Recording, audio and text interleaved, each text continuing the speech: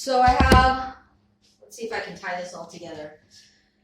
So I'm going to talk about what it means to be a safe person, right? Because being a safe person creates a safe world. So we'll talk about that. I'm going to talk about the number one addiction in our society and how we can hopefully change that for those who want to. And then I'm going to talk about one of the toxic traits that relates to being a safe person or a toxic person, and that is aligning. And the reason I chose that one is because that one is the one that I see that creates the most damage. And I think this is going to help people with their relationships because it's really helping people in counseling this week, as I had an experience myself. I started to tell you guys about it, a friend that I had for a long time, and then I found more information, and she was aligning. She had a fear of change. So that's the other thing, fear of change. The only constant in this universe is change. But what do I hear people say every day? I hear them say this: if people would just do XYZ, we could go back to normal. I'm like, we're not going back to normal. First of all, we don't know what normal is, and we're not going back there because it's gone. We've changed. In a whole year, things have changed people drastically. So they're like, just get your vaccine so things can go back to normal. It's like, okay, you can get your vaccine if you want, but it's not going to go back to normal because it's changed. The whole economy has changed. People had a whole year of isolation that changed them. There's some PTSD around some things that were created that changed people. We're not going back to normal. First of all, there is no normal. How do you even have a baseline for what normal is? People use these words, and they don't have a baseline for what they're even talking about. They just throw stuff out because that's the social conditioning, and that's what they've heard. So if we want to create a safe world, we have to be safe people. Right now, there are a lot of toxic people. And when they don't like change, they become more toxic. This is what happened with my friend. Come to find out, she called my daughter in LA at her job to get her to align and scared her because my daughter works as a lawyer out there, and she found her on Google. Because I was trying to piece everything together, and I was like, well, how did she get your number? She's like, she must have Googled me. She called and said something to the effect of, I need to talk to Erica about her mom. So my daughter thought that something happened, and she wanted my husband's number, and then she called my husband, and all of it was rooted in her not wanting me to change. Wow. So as I was piecing things together, my husband said, well, she said something like, you changed in the last month, and she just wanted the relationship to go back to what it was. And I said, well, yeah, I'm constantly changing. I'm not going to sit on a shelf and wait for someone to come talk to me because they want things to stay the same. Exactly. Yeah. I mean, you have to adapt to change. So clearly she's saying, I can't adapt to change. So she created a whole narrative that I have bipolar and I'm acting different. And I'm like, okay, changing is not having bipolar. Changing is just changing. But she had to create a narrative to suit her story because she didn't want to look at herself and what her own fears were, which is all part of a narcissistic trait that we will get into. So a safe person. So a safe person is one who listens to understand, but not to impose an agenda or control. One who does not judge. One who does not align, the Cartman triangle. So we'll get into that. One who allows another to be free to be them. A balance of giving and receiving and mutual respect. So a toxic person is the opposite. They listen only to obtain info and defend. One who judges. One who aligns. One who controls. Wants to control even change, which you can't control. One who takes, and one who has no mutual respect. They only think about themselves, so often they're grandiose. So if we want to be a safe person, we have to be The things I just mentioned. And that's what's going to create a safe world. Are we in a safe world right now? No, which tells us that most people are acting from a toxic capacity. Either they don't have the education and the awareness, or they make the choice despite. I want to say most people don't have the education and awareness. Because if they're groomed a certain way, meaning that society has taught them a certain way, they literally believe they're doing the right thing. They don't see themselves as narcissistic. They don't see themselves as toxic. They'll be like, me? Because they like to be a victim. That's part of that Cartman triangle. They will literally think that they love people by controlling people. They will literally think that they're saving people in their delusional mind. They will believe that because that's what society has trained them to believe. That's what they know as love. So in that regard, we can have some compassion for them and say, okay, this person just doesn't know. They're not awake. They're completely asleep to what's going on. They're just regurgitating what society has taught them love is. But that's not what love is. Love is liberating. It isn't binding. Maya Angelou has a great video about that. But most people are binding. They're controlling. They don't want people to change, and they'll create a narrative as to how much they love that person so that they don't ever let them change. And we see these impositions on people all the time right now. I mean, our society has created avenues for people to bully. We would be done with this if you would just get your vaccine. It's like, would we be done with it? Or is this virus going to continue to multiply and multiply and multiply and multiply the way viruses do until your immune system adapts? We are going to lose some people as a result. We can't prevent that, and that's unfortunate. But we're going to lose people to all kinds of things, and we can't always prevent that. And it doesn't mean that we're not having compassion. It means that there's a homeostasis in the environment. And as part of that homeostasis, there are times in history where there's sort of a cleansing and purging process. Now, have we eradicated other illnesses? Yeah. And we might be able to do that over time. You know, it depends on the process and the length of time that's needed. But this has kind of gone on for an extended period of time, and it doesn't appear to be working. So there must be some pitfalls in what's going on. Well, and then too, also the mutation and the progression of, you know, everything that's going on. Like, not only are humans mutating and progressing, but bacteria, germs, viruses are continually mutating and growing. And, I mean, look how long it took for this other strain to come out. By the time they figured this out, every person that gets a vaccination then becomes a mutated version of the virus. You know? Mm-hmm. And that means, I'm sure this is like in some form a descendant of like the Black Plague to some extent. You know, like there's always some sicknesses that's going to be, you know, influenza is still going to be around. Cold season is going to be different this year. You know, it's going to be a lot more worse. But.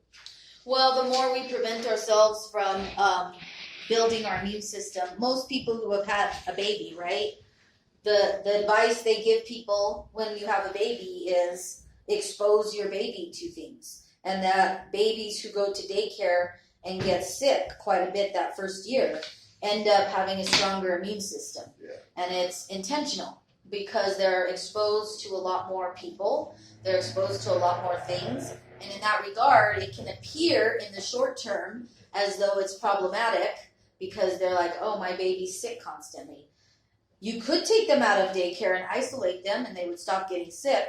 However, by exposing them to those things, then by default, their immune system develops. By us creating all these avenues to stunt our immune system, we will only hurt ourselves in the end, I think. But a bigger issue to that from a sociological perspective and from a psychological perspective, there's this imposition that's going on that's creating an unsafe world.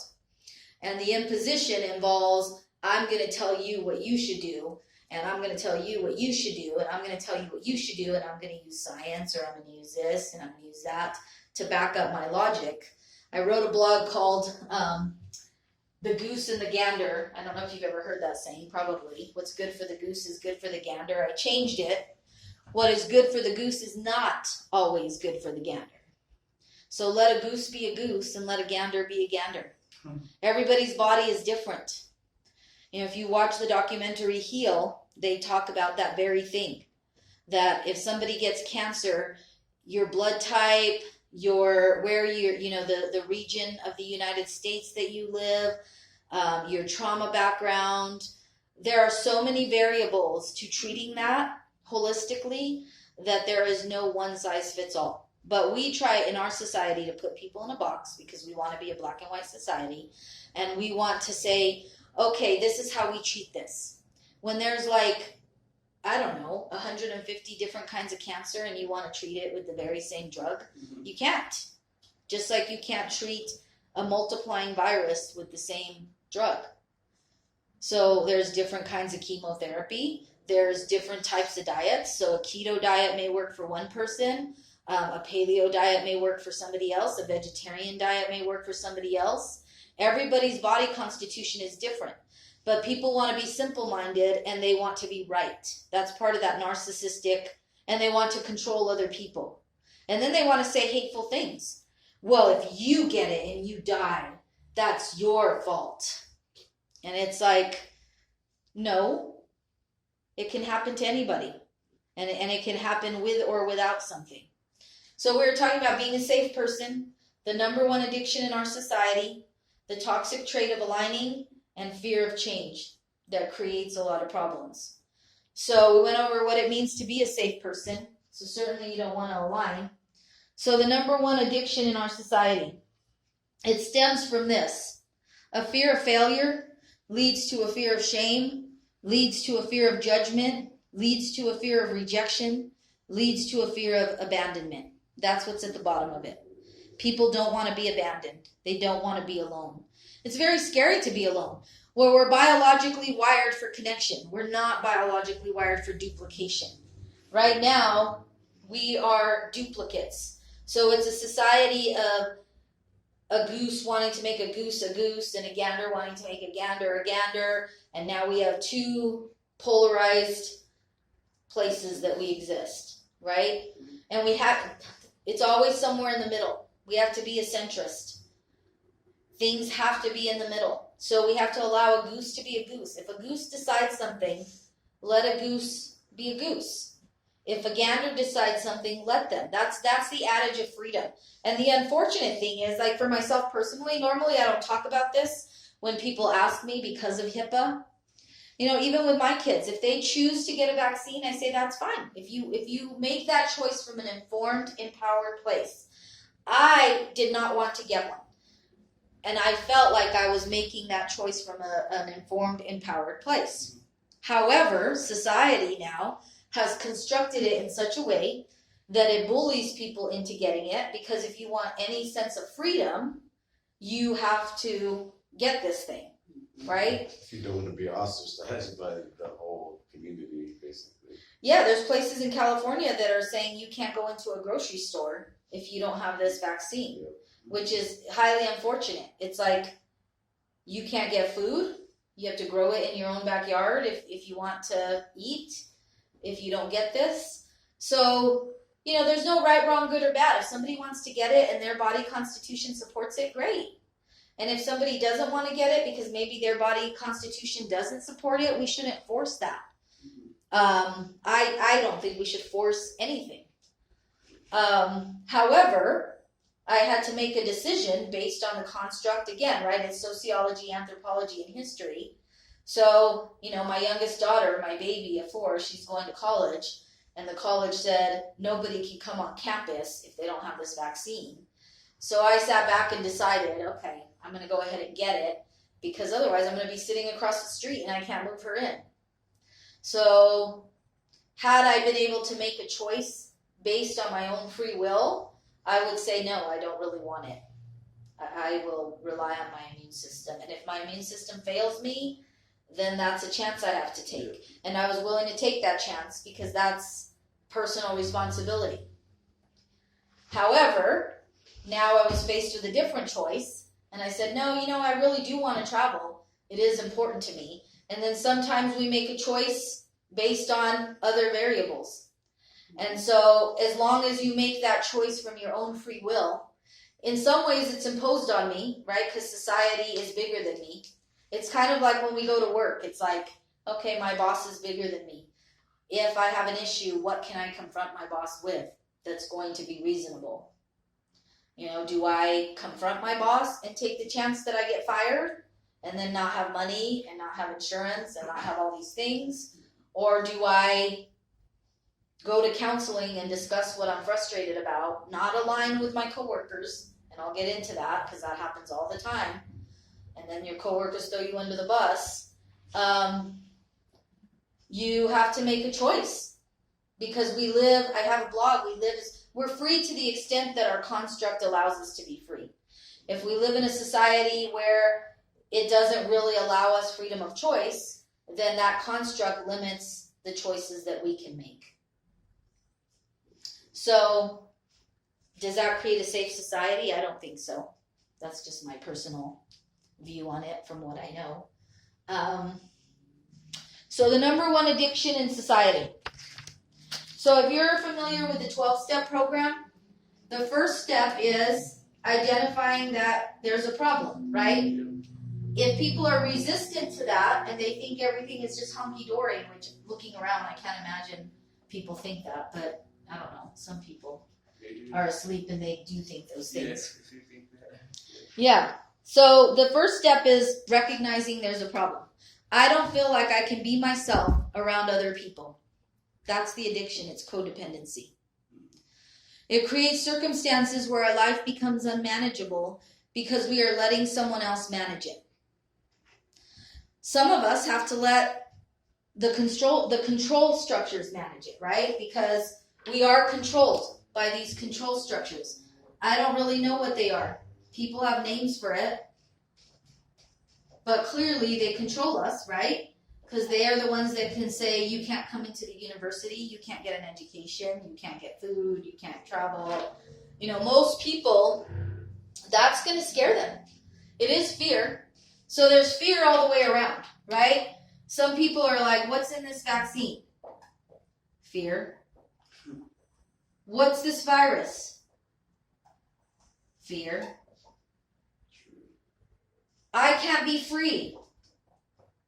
Fear. All of our choices are encased in fear. I can't think of a choice that isn't fear-driven at this moment. Right? There's this new vaccine, what's in it? I don't know, it's a new technology. Could be okay, maybe not. Fear. What's this virus? I've never heard of it. They're saying on the news XYZ, fear. Well, if I don't get it, if I don't get this, I can't be free. Fear. So fear is driving every single decision right now. And there doesn't appear to be an avenue where fear is not the motivation. So it's really bringing up this addiction. Right? We want love, but we also want freedom. And that is the battle. Often we exchange freedom for conditional love.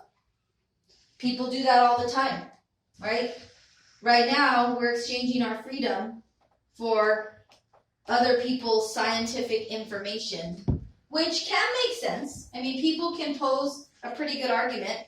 My husband poses a pretty good argument because he's an engineer and a math and science person. And I'm like, okay, that makes sense. And when he poses it, it does sound like, okay, yeah, I guess people could wake up to that thought process.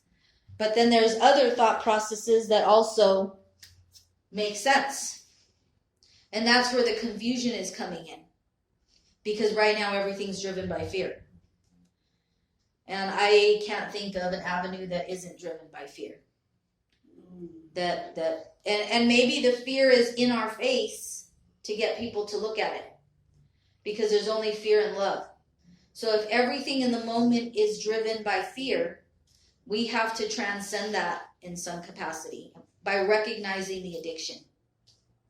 If we are trying to meet an expectation, it is not our own. It is the expectation for extrinsic force, right? So there's an extrinsic force to obtain the seal of approval that I am okay. I am lovable, and it leads to a power disparity. I am worthy. Once we recognize that we are presence, we simply do things because we want to do them, not because they are imposed. And this also can be brought down to your intimate relationships, because a lot of people are in codependent relationships. A lot of people are in codependent families. So we have it's a trickle down thing, right? If we have 4 bodies and the highest body is the spiritual body, right?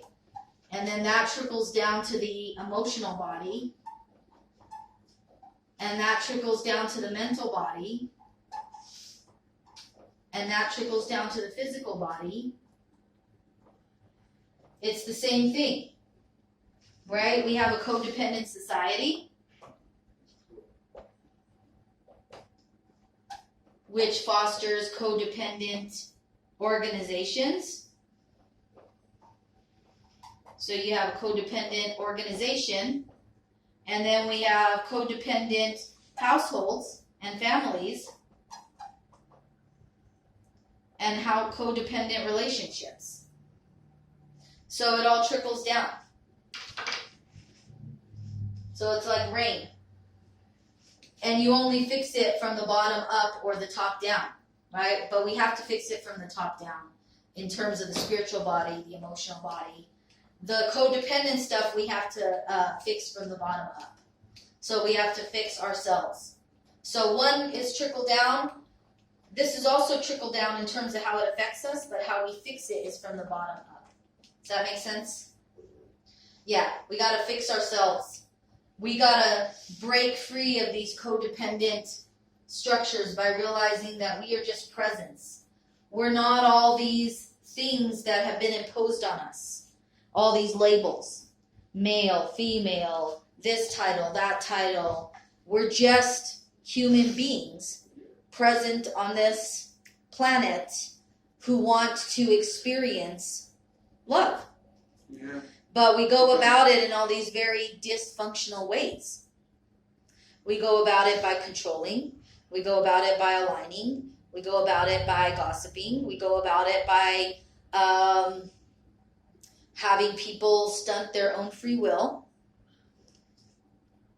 Because life is a series of choices. Right now, we've been limited in the choices that we have, that are all rooted in fear. And it is bringing up this addiction for people to look at. So this is the main addiction that we have. And this is what people choose to do with it in order to avoid responsibility. So you have the narcissist. We've talked about it before.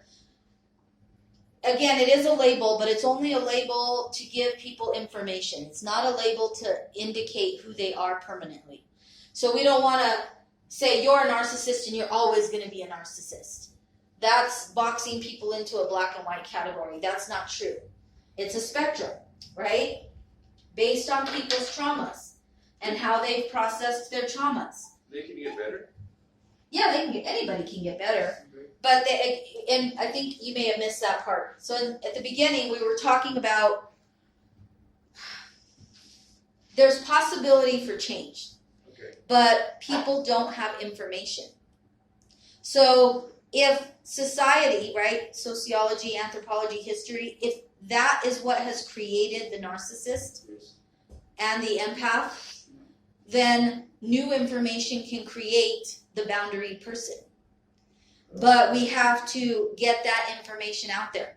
This is one avenue, right? Because I teach you what I know. You go teach someone, you go teach someone, you go teach someone, you go teach someone. Just by changing how you do things. Then they go teach someone, they go teach someone. It ripples out, right? Because the toxicity rippled out, because that's what got us here. So if the toxicity can ripple out, so can the healing. Okay. So what society has taught us, based on what society has done, is it has created this spectrum, the empath and the narcissist. And again, we don't want to box people in. They can change. They just need new information. If the empath changes how they interrelate with the narcissist will have no option but to change because they won't have fuel. They rely on fuel. The narcissist relies on fuel. And this became very apparent to me this week when I had my own experience with this friend. That's fuel from the empath though, right? Yeah. Mm-hmm. Okay. If the empath stops giving them gas, basically the empath sells them gas. Doesn't even sell it to them, gives it to them for free so that they can take their car and drive right over them. So you just stop that cycle. You teach people. So what we're trying to teach people to be is the boundary person, because the boundary person is the most compassionate person, but they're also the healthiest person with the secure attachment. Okay. Okay? The empath has trauma. The narcissist has trauma. That trauma is a result of society. So we have to educate people and give them new information. So this is how the narcissist starts their feed. So I'm going to kind of show you that. They align. And you're going to say, yep, this happens at work, this happens in families. So the narcissist needs attention. So there's 3 functions of behavior: power and control,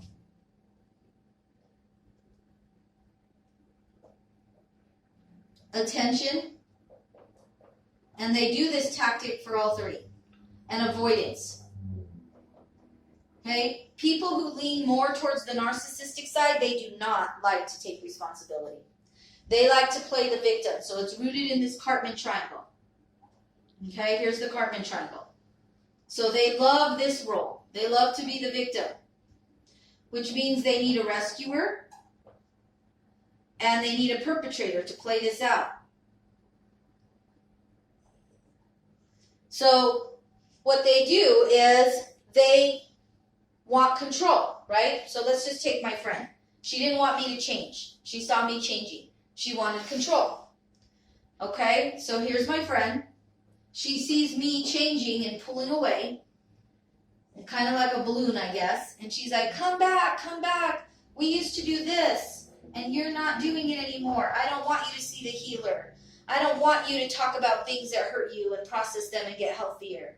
I want you to stay stuck with me, right? So instead of admitting that it's fear, instead of saying, you know what, Jennifer, I see you changing, and that scares me, and I'm afraid I'm going to lose you, because that's the vulnerability, right? I'm afraid I'm going to lose you, and I care about you. Let me create chaos, because that's what the narcissistic type of person does. They create chaos, because that's what they know. So instead of being vulnerable, she's going to go avoid it, and so she identified my change as bipolar. Your change is bipolar. You need help. So she created a story. So now she's moving towards getting attention and power and control. I want to control Jennifer because Jennifer is not doing what I want. So now I'm going to create an alliance. So what does she do? She's like, this person I dated like 25 years ago was a priest, and she said she had a question for him about forgiveness. She didn't have a question. She was talking about me. So she's saying, I'm gonna get information. And this is what narcissistic people do. They tell you they're a good listener. They tell you you're a leader. If you notice, every time you have a conflict, they want to know about it. And what they're doing is they're keeping that in their back pocket, whether it's subconscious or conscious. That's what they're doing. And they use it later. Okay? So here's my friend. She wants to control me. She doesn't like change, clearly. She starts to get attention by creating this narrative that I have bipolar. So she talks to this person and tries to get him to align with her. So this is where the aligning comes in, because they know that there's power in numbers. So she's like, let me talk to him. And then she keeps quoting him. Either he's a coward or he didn't say it, one of the two. And so he never says anything. But she keeps quoting him. So she's basically throwing him under the bus. So then now I'm pissed off at him too, because I don't know what's going on. That's that chaos. Yeah, and then she goes and Googles my daughter in LA, who's a lawyer, and calls her and says, I think your mom is having some issues. She's not the same person she was a month ago. Well, no, I'm not the same person I was a month ago. Nobody And then is. she's I mean, scared. if you're living life, you're not the same person you were a month ago. Yeah, exactly. You shouldn't be. You shouldn't be the same person you were a month ago. It's kind of sad that she's wanting to stay the same person she was a month ago. So they frame it in a certain way. to where they're helpful. And she's like, well, I love your mom, and I think she's changing, and we used to do all this stuff, and she's not responsive to that anymore. She's not doing that. So then my daughter's like, I don't really know what you're talking about. I don't really know you, but yeah, here's my stepdad's number. And now So- she's dragged into it. And then she's trying to get her to align, and it all comes out. So basically they create this whole web, right? So she goes to this person, and she's like, let me get information from Rob to use and have in my back pocket. I already have all this other information from Jen that she told me and that I read in her blogs. So I have tons of info. Now I'm gonna go to her daughter, right? And then I got her husband's number, so I'm gonna go to her husband. And my husband was like, I don't know, she was saying that she wanted the relationship to stay the same and she was sad. And I said, oh, okay, I got it. I know what she's doing. So then nobody reacted the way she wanted them to. And they usually go for the people that have the most trauma, because I have 3 other kids. My 3 other kids don't have the same trauma. My husband and I have quite a bit of trauma from our upbringing in the South Valley and things like that, and the way we were brought up. My oldest daughter, I had her as a teenager.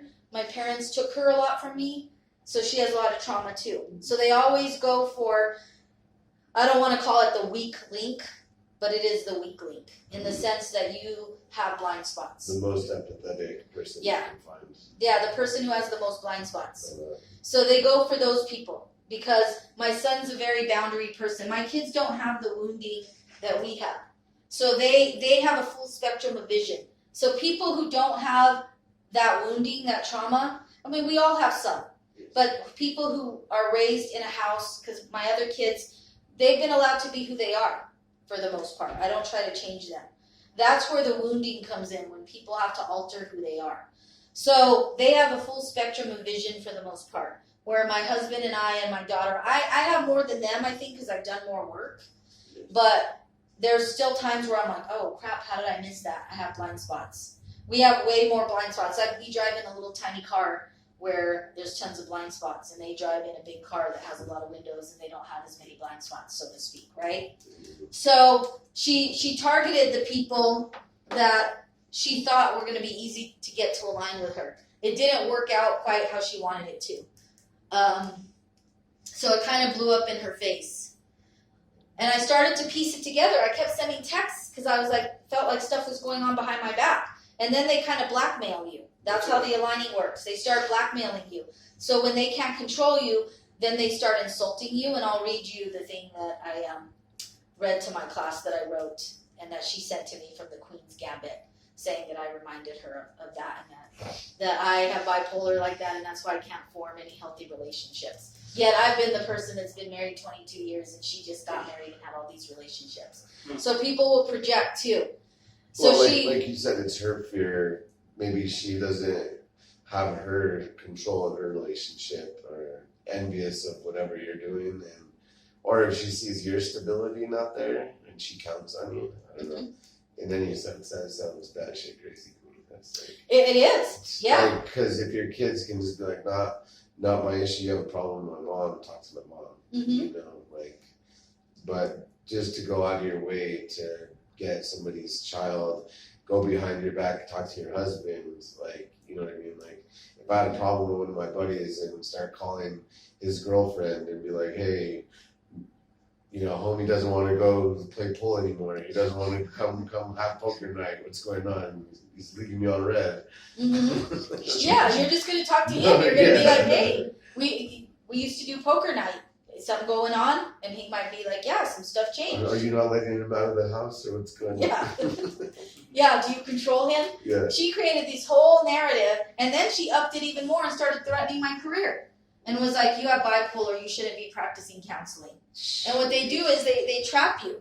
They trap you, and then they blackmail you, and my son called it. So I finally sent a text to my whole family, and I said, if this person contacts you because she's going behind my back and I don't know what's going on, do not give her Don't engage. information. Don't engage. Direct her back to me because she's trying to align you.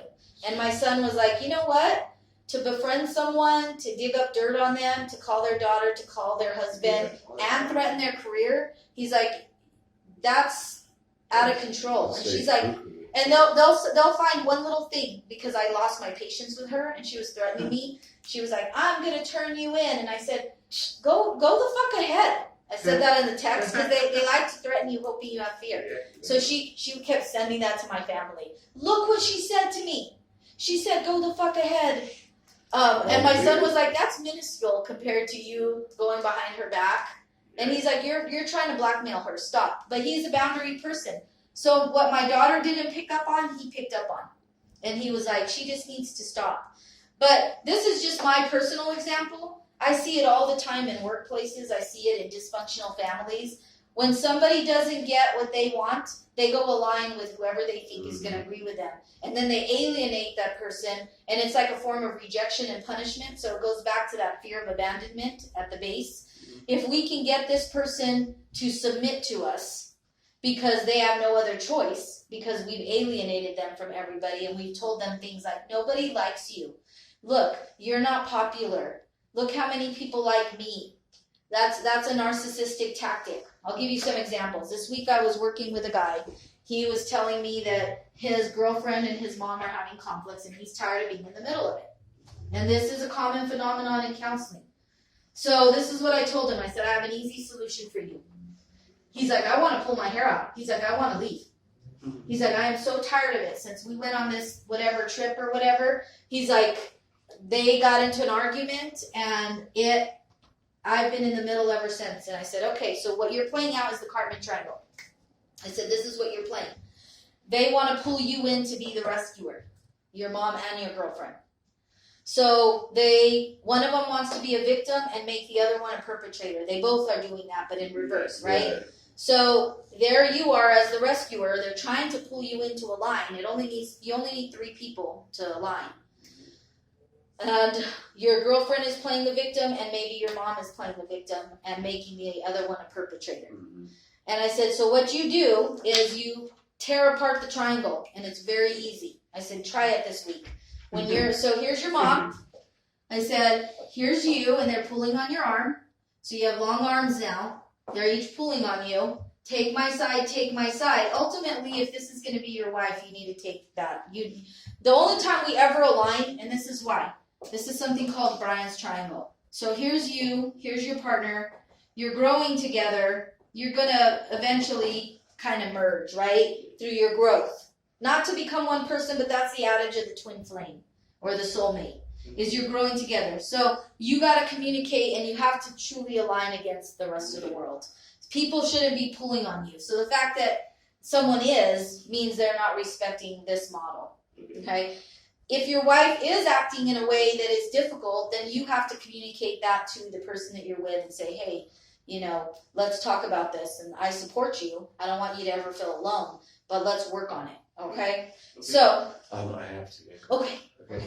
Thank you. Yeah, I'll you're see you welcome. next week. Okay, we'll see you. So that's And it. so all you do is you say, call my girlfriend, Mom. Call my girlfriend. Okay. That's the person you have a problem with, call them. Stop putting me in the middle. So let's say this person's name is Stacy, and this person's name is Joe, right? And Mom. Or no, Joe's in the middle. So Joe's in the middle. You just solve the problem very, very easy. And when Mom calls you to talk about Stacy, you just say, Mom, it sounds like this is an issue you started with Stacy when we were out of town. So in case you don't remember, let me give you Stacy's number again. Here's Stacy's number, 333-2333. Call Stacy. Okay, that pulls you out of the middle. And then they're going to be like, what? They're going to get confused by that. And do you stick around for that call or not? Nope, you don't stick around for that call. You just say, because you know what, your mom, if your mom doesn't want to solve the problem, she's not going to call Stacy. She's not going to call Stacy. She's just going to say, well, Stacy, she's going to play victim. She's going to go back to the Cartman chain. She's going to be like, well, Stacy sent me these mean texts. Well, Stacy said she never wanted to see me again. Well, in the moment, maybe Stacy said that because maybe Stacy was pissed. It doesn't mean it's forever. Again, the only constant in life is change. It doesn't mean that she never wants to see you again. It means that that's what she said in the moment. But somebody who wants to be a victim is going to hold on to that. And The mom's gonna make Stacy the perpetrator. If she wanted to solve the problem, she probably already would have, because she would know that she could solve it with Stacy. Because what does she really expect from her son? She wants her son to leave Stacy because she doesn't like Stacy. That's aligning. And then they create so much chaos to the point where sometimes that ends up happening for people. That's why I tell people, I'm glad you came to counseling, because we can avoid that. Because you're playing out the Cartman triangle. Put it back on them. They have the conflict, put it back on them. Same thing at work. When people start their aligning stuff at work, people do it all the time. I was a teacher for years. Teachers love to align. That's their favorite thing. They love it. I always tell people, like, whenever they check me now, I'm like, that's your guys' problem. That's, Mm-hmm. like, you guys started it, you guys figured it out. Like, I'm not going to be in the middle of it. Yeah.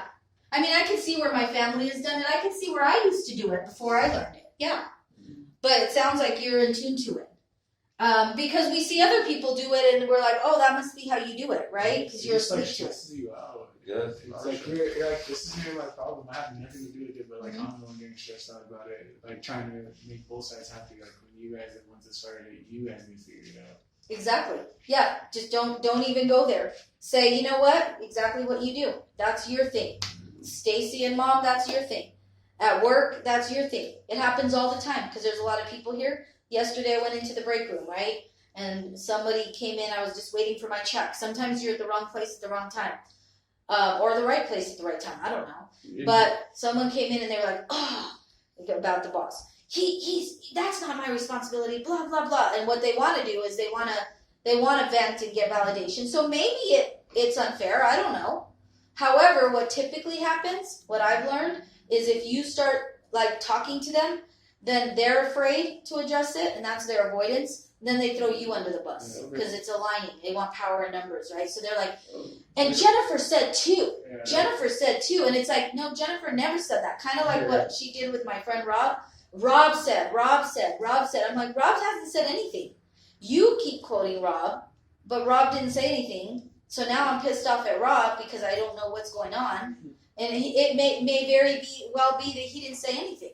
Yeah. That you're just throwing him under the bus, or maybe he is stirring the pot. I don't know. That's the problem. You don't know. And you don't want to be seen as stirring the pot. So what I said was, I just said, oh, I just came in for my check. I'm sorry that that's going on, but, you know, I hope that you can resolve it with him. That's all I said. That's all you do. You just say, I hope you can resolve it. You don't even have to be like, this doesn't concern me. You don't even have to. I've just learned to just be like, oh, I hope you guys work it out. And don't say anything else that can be pulled in as you're stirring the pot or you're aligning with them. So I say don't align and don't defend. If you can prevent yourself from aligning and defending, you will save yourself a lot of heartache. Yep. And then you pull yourself out of this whole codependent addiction thing. Because it does totally flip around on you. Well, because he said, and you're like, I didn't say nothing. Like how you were just saying. Mm-hmm. Yeah. Yeah, and then you're trying to vindicate yourself, and then you send a bunch of texts, and then they're like, look at all these texts you sent, and you're like, I'm just trying to clear up this chaotic mess. You're in the center of the whole problem now. And so going back to the functions of behavior, so you have somebody who leans more towards the narcissistic side, doesn't want to be vulnerable, doesn't want to take responsibility, so they avoid, right? Yes. Their attachment is avoidant. So then you have to avoid them. It's a homeopathic remedy. So then you have to avoid them, because if you don't, they're going to turn everybody against you. They're going to create a narrative about you. They are going to throw you under the bus. And so that's the only way they're going to learn. So that's how they learn. They will change. That's the narcissistic feed. They feed off of your reaction. They feed off of your defending yourself, vindicating yourself, and aligning. So think of that as their food. And they just don't care they're hurting another person? They don't. Because they don't think they are. Okay. They think that they're innocent. Yeah, the victim. Yeah, they think they're a victim. They do believe that. Mm-hmm. I mean, I'll tell you another story. I have a couple other clients, and they're teenagers, and when they don't get their way, they throw their parent under the bus. So they know how the system works. So they'll call CYFD, they'll align with their friends, they'll make their friends think their parent is the devil, right? So they're playing victim. They need their friends to be a rescuer or CYFD or a counselor or whoever they can manipulate, Yep. and they need to make someone the perpetrator. So, like, let's say I have a client, and this is like the teenager, the mom, and the stepdad, right?